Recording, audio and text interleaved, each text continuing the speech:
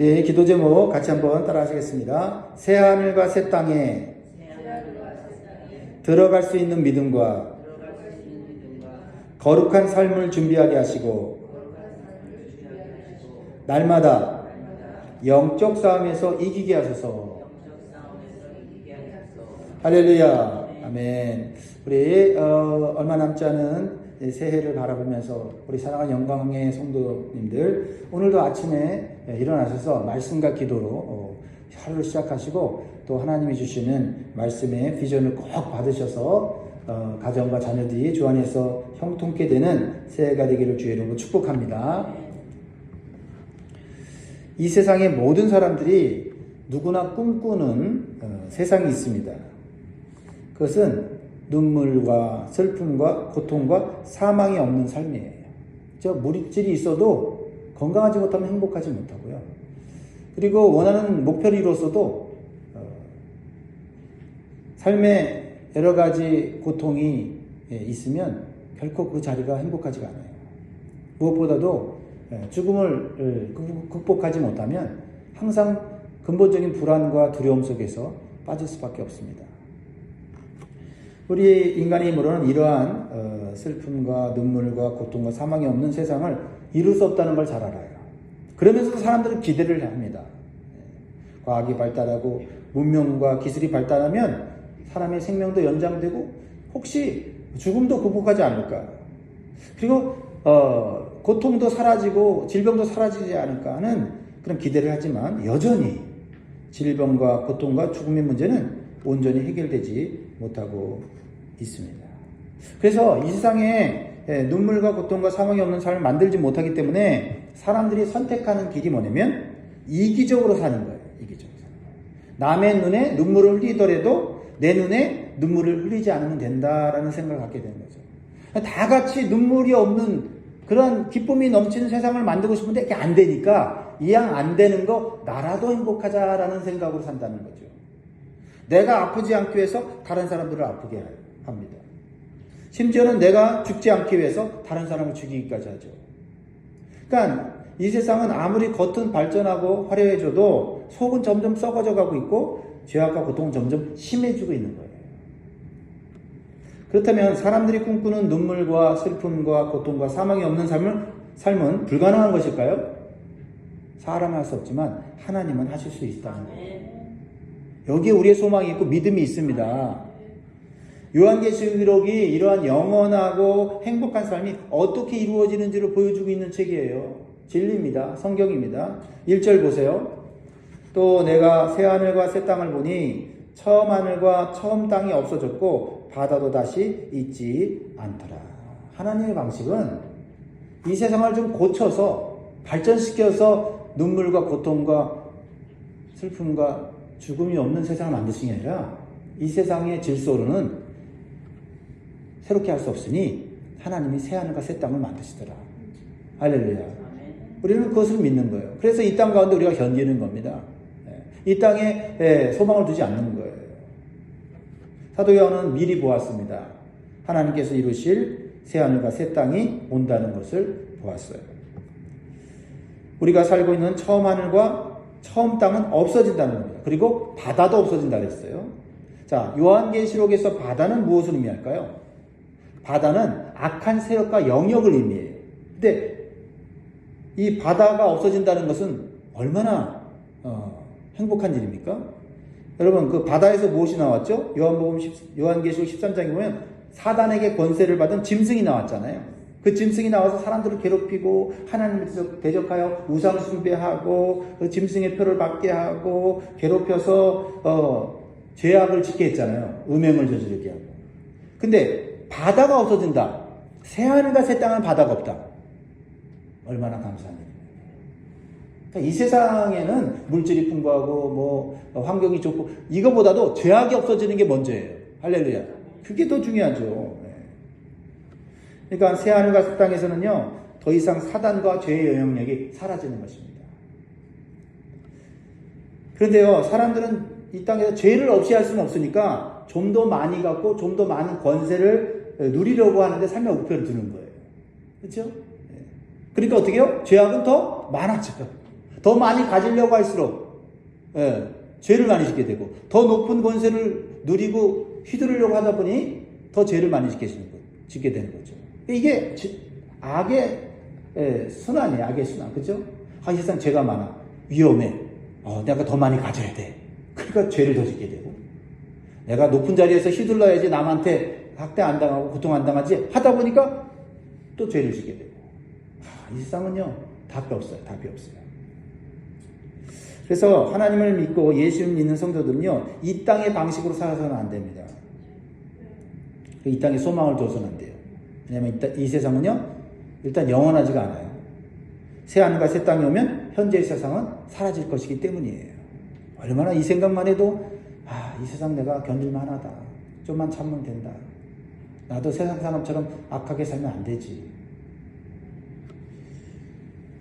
성도된 우리들은 이 땅에서 비록 많은 고난과 고통을 당하지만 참된 소망이 있어요.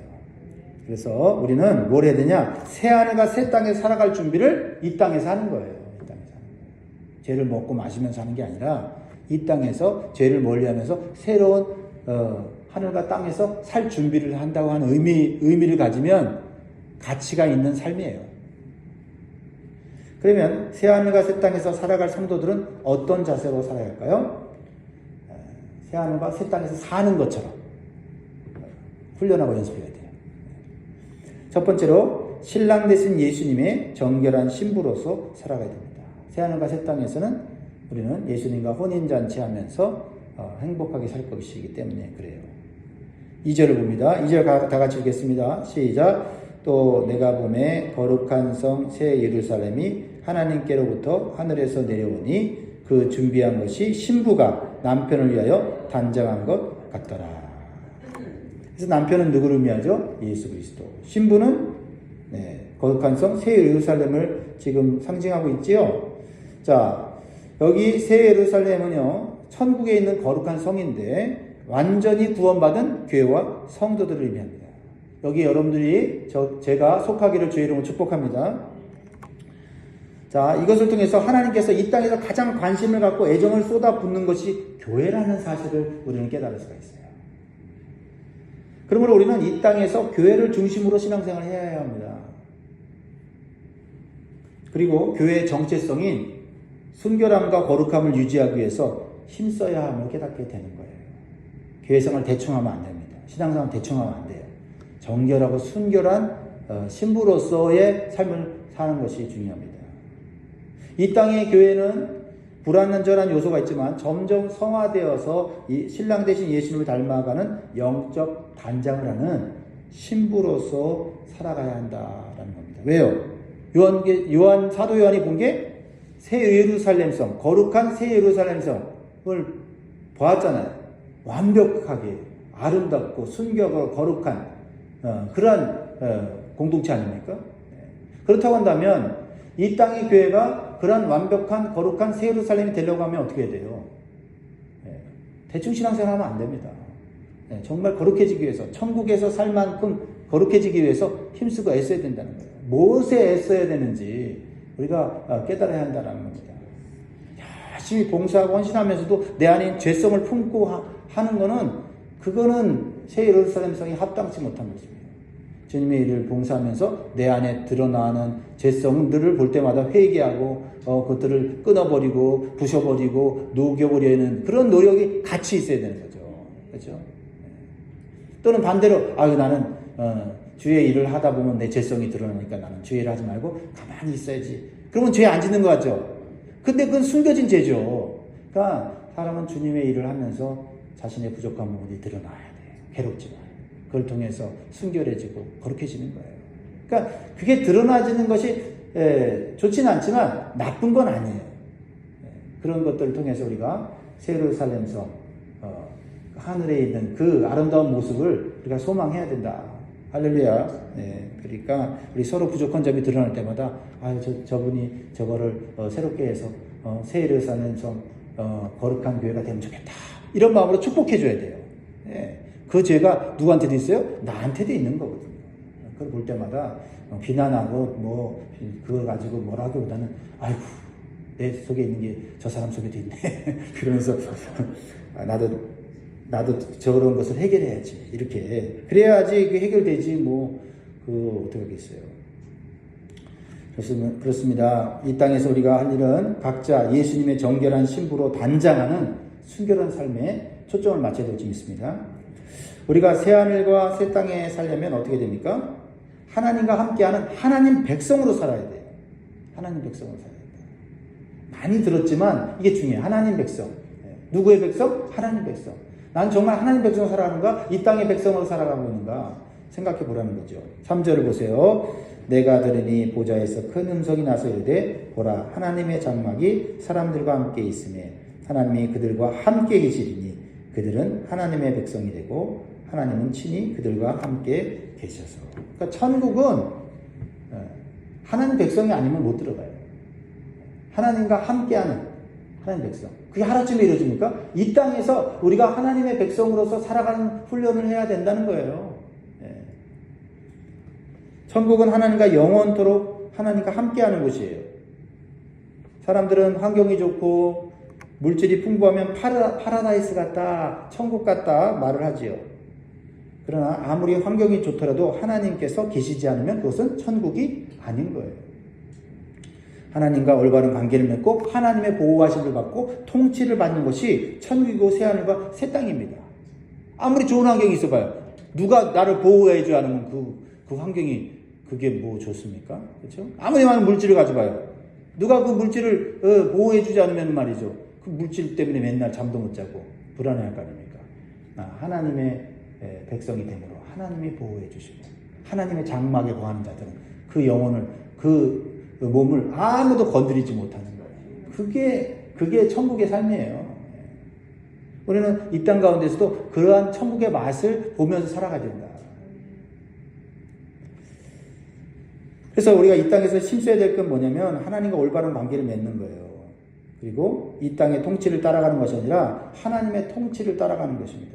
하나님의 통치를 받는 것은 하나님 나라의 법인 하나님 말씀을 따라서 사는 거예요. 자, 여기서 우리의 도전이 있어요. 우리 이 땅에서 세상 나라의 법과 규칙을 지켜야 하는 의무가 있어요. 책임이 있어요. 그리스도인들은 이 땅의 법과 의무를 잘 지켜야 돼요. 그러나 하나님의 말씀이 이 세상 나라의 법보다 상위법이라는 것을 분명히 인식해야 된다. 그래서 하나님 말씀과 이 세상의 법이 부딪힐 때는 상위법인 하나님 말씀을 따라야 돼요. 여기에 우리의 믿음과 용기와 인내가 필요한 거예요. 이러한 삶이 하나님의 통치를 받고 하나님과 함께 사는 삶을 이 땅에서 준비하는 삶인 줄 믿습니다. 이렇게 하나님의 통치를 받고 사는 믿음의 성도들에게 하나님께 주시는 영원한 축복이 있어요. 자, 이 축복 받기 위해서 우리가 하나님 나라의 법을 지키고 순종하는 거예요. 이 땅에서. 4절 다 같이 읽습니다. 시작. 모든 눈물을 그 눈에서 닦아주시니 다시는 사망이 없고 애통하는 것이나 곡하는 것이나 아픈 것이 다시 있지 아니하리니 처음 것들이 다 지나갔음이로라. 얼마나 좋습니까? 그렇죠? 눈물을 흘리지 않았대요. 사망이 없으니까요. 애통하는 것이나 곡하는 것이나 아픈 것이 없어요. 질병이 없어요. 얼마나 좋습니까? 이것이 이 세상 사람들이 꿈꾸는 삶이에요. 돈 많은 사람들이 꿈꾸는 거거든요. 권세 있는 사람이 꿈꾸는 거거든요. 근데 안 돼요. 안 되는 거예요. 네. 그래서 절망하는 거죠. 그러나 이것은 아무에게나 주어지는 영원한 축복이 아니에요. 오직 하나님 백성으로 하나님의 법을 따라서 하나님의 통치에 순복한 자들에게 주어지는 거예요. 그러므로 우리는 이 땅에서의 삶이 비록 힘들고 고통스러워도 하나님과 말씀을 따라가는 삶이 충분한 가치가 있다는 것을 마음에 새겨야 돼요. 미국에서도 우리가 하나님의 법인 말씀과 세상의 법과 부딪힐 때가 많죠? 점점 많아지겠죠? 우리 담대한 믿음 가져야 돼요.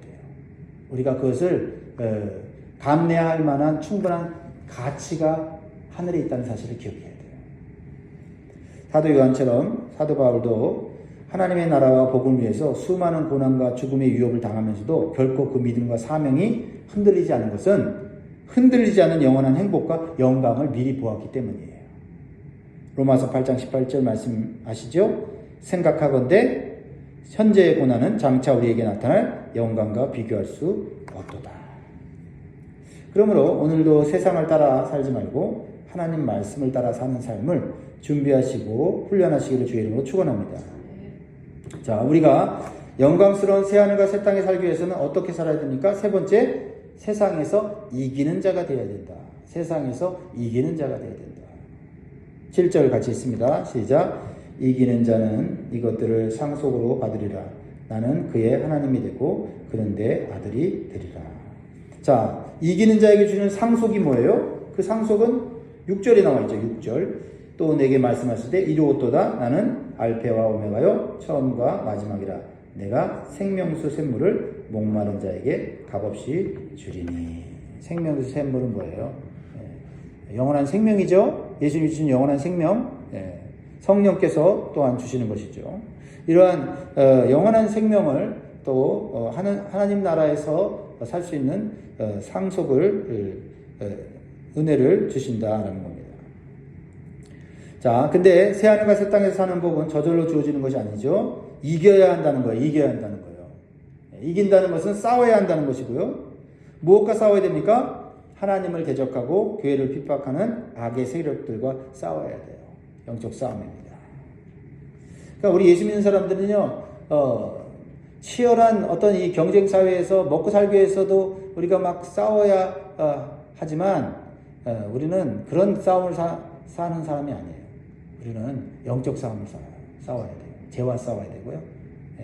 세상의 유혹에 마귀의 유혹과 싸워야 돼요.